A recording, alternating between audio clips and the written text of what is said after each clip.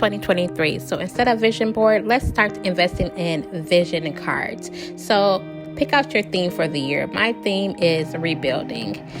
And with rebuilding, I want to find keywords and key phrases also from magazine cutouts, just like we do with vision boards.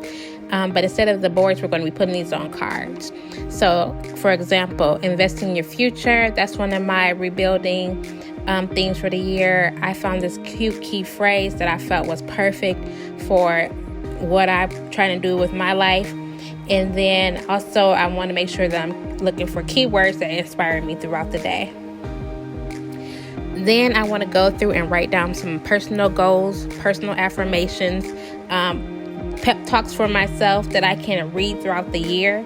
So whenever I'm feeling down or something, I can look at these cards. Make sure I have them in my Ziploc bag so that they're portable, and I can take these cards anywhere that I want to go. And that, my friends, are my 2023 vision cards.